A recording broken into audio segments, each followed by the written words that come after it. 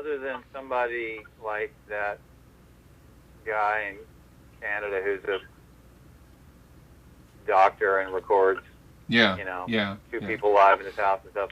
There's no analog existing anymore. Like, that's gone. Like, nobody records to tape. Like, the first thing audiophiles should know is that no one has recorded to tape in any quantity since like 2004. Right. And so there was a crossover period of time in the early 2000s up to, I would say, maybe, I don't know, 2008 or 2010, where it was, people had totally given up on 2-inch. Nobody ever multi-tracked analog 2-inch. They went directly to Pro Tools. But there was people mixing on analog consoles, and they would sometimes run a 1/2-inch for the mix. But even that, now that is completely gone. And so any source material that you're going to get is just, it's all going to be digital. So the quality of the engineering is the important thing, not the format. So then you have the final mixes are digital. Everything I get is digital. I get tape like maybe twice a year. So everything is digital. I generally master analog, so I play that file back just like it's a tape, and I EQ it with, you know, my pimped out Soundtech and whatever else.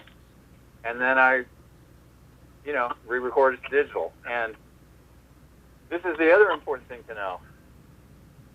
There can be no higher resolution than the sample rate and the bit depth of those source files. And everything I get is generally 2448. Occasionally I'll get an 88.2. Once in a while, maybe 5 times a year, I get a 96K. No one records, hardly anybody records above 48K. So the source master mix is almost always 24-bit 48K. So audiophiles need to like be beaten down to not give a about whatever the sample rate is, because that is completely inconsequential.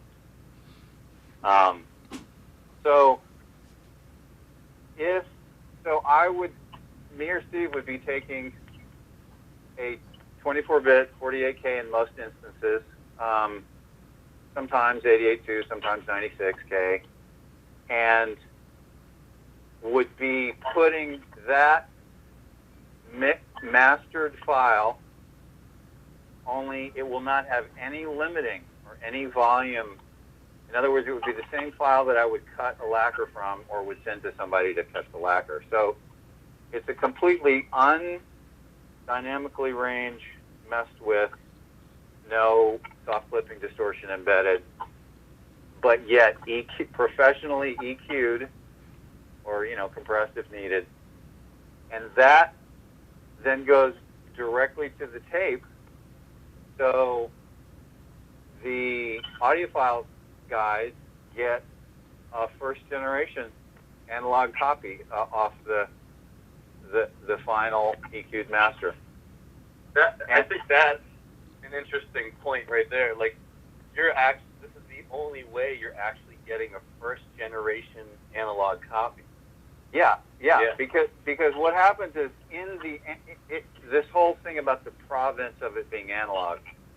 Okay, digital has its issues, whatever, we know, but analog actually has far more issues. And one of the issues it has is that a copy of a copy is seriously degraded. So you take these like legendary, these legendary analog things, some Linda Ronstadt record or something where they cut it to 2-inch and mixed it to 1/2-inch, and then somebody gets the 1/2-inch. Okay, they would have to master those mixes. They would then have to master those mixes analog and put the results on another 1/2-inch. Then they would have to either use that 1/2-inch to make all the dupes, or maybe they'd even make another analog copy to make all the dupes. So, like, every time you go down a generation in analog, it sucks, let me tell you. So the benefit of this is not just that it's off the mastered file. It's that it's only it's one analog generation. It would be just like if I ran a 2-track when I was mastering and I printed the mastered thing to it. Now, if you want to come up with if you want to, the guys in San Francisco, they do this kind of thing where they like capture their mastered version on like 1 inch or something, and then they use that as the thing to dub from. And I've heard the 1 inch. It's good. It's clean. It's you can set it up to be extremely transparent, but there's no need to do that in this circumstances because the final mastered stuff is digital. There's no point in doing another generation just to, right. So it's just that the practical reality of it kind of flies in the face of what the audiophiles have been misinformed about. Yeah. The guy that's doing those direct tape recordings, even in that situation, you're not getting, because he's not printing from his master. He's probably making a master, making a backup, and then he's printing from the backup. So really, you're getting third generation. That's right. And see, if he was smart, he would record to some audiophile approved super high res dig thing. Like he would record, VSD, or he would record 96K or something like that, and then make his tapes off that. But he wants to, because here's the God's honest truth: the digital has a much higher resolution than the analog, and part of that's because it's absolutely noiseless. And so by him recording his live stuff directly to a 1/2 inch, it's going to sound amazing because you have one stage of analog coloration, one stage of noise, one stage of dynamic compression, but that's all you want. You want one trip through that sucker. You don't want multiple trips. Right. The idea was one trip. Yeah. You just want one pass on the analog because then you get that coloration, and believe me, the coloration is extreme. The frequency response is the farthest from flat you can imagine. There's a huge bump in the bass, mid gets shallow, top rises a little bit, then falls off. I mean, it basically sounds nothing like the source material.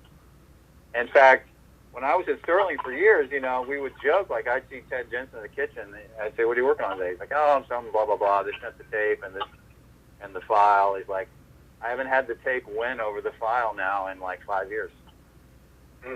He would always master when they would do, because then there was a thing for a while they would do, well, the digital sounds pretty good. Let's just print that, and then we'll print the 1/2 inch and let the mastering engineer decide. They never use the tape because it always sounds so far away from the original intent of the mix, which they printed to digital, and it just clones it.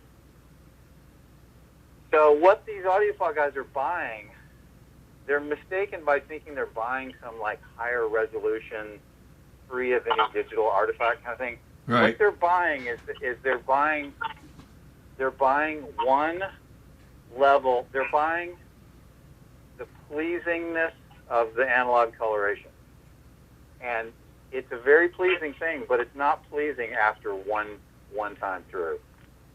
You only want it once. Yeah. Yeah, that makes sense. Whoa. Yeah. And here's why it's better.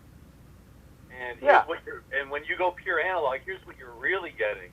You're getting a 3rd generation or maybe 4th generation thing, which is way worse than the 1st generation. The best one is always the first one that goes on to analog, and that's what we're giving you. Yep, totally.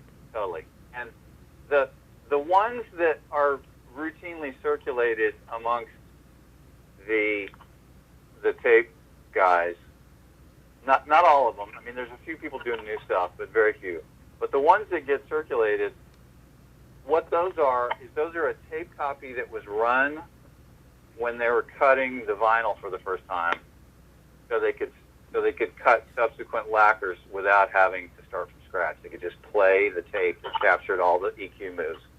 And then, of course, that's not the tape that's being passed around. Somebody somewhere made a copy of that, and then somebody else made another copy. So like I haven't sat down in somebody's house who's a real aficionado and like listened to the stuff.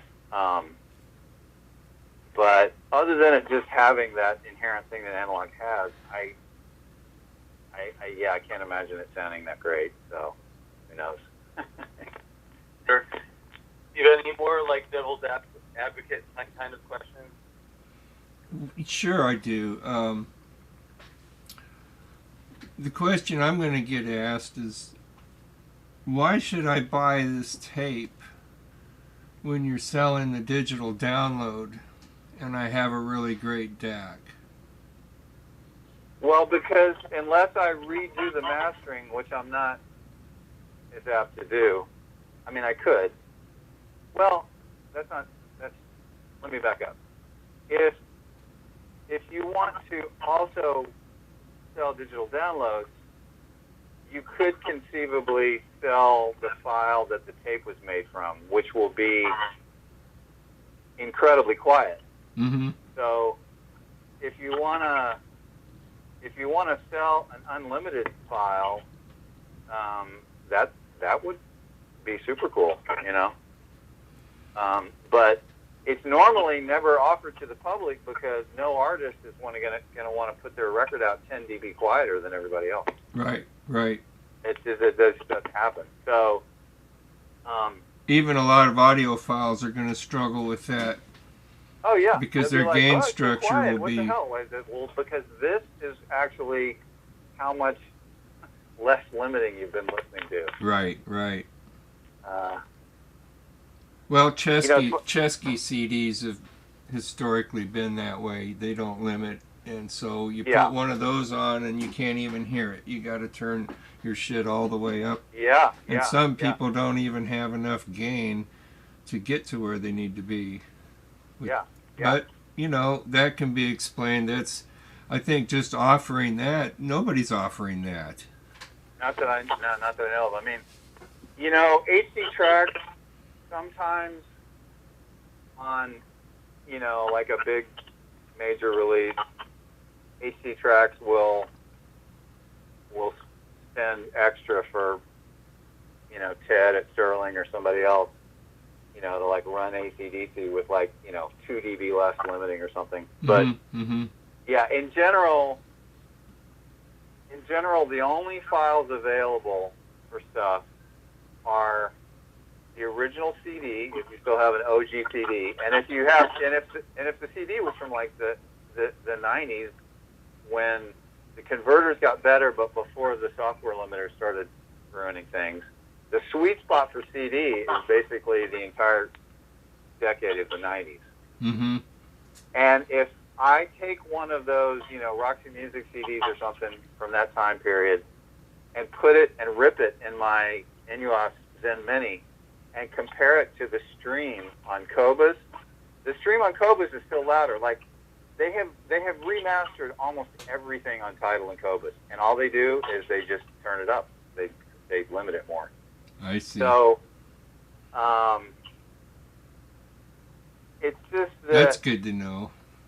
Oh yeah.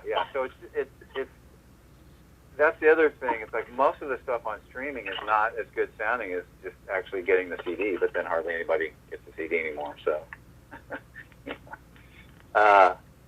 yeah, like a turned up, you know, a more limited file of whatever blah blah blah at like, you know, 192. It's not going to sound as good as the 1644.1 CD from 20 years ago that wasn't blasted. Yep. So, compression kills. Yeah, well, there's really compression as an artistic tool. You got to define all these terms, and Steve's really good because he's a writer and he educates his folks. But like, there's data compression where you remove information, and then there's dynamic compression, which everybody loves. Everybody loves dynamic compression. Mm-hmm.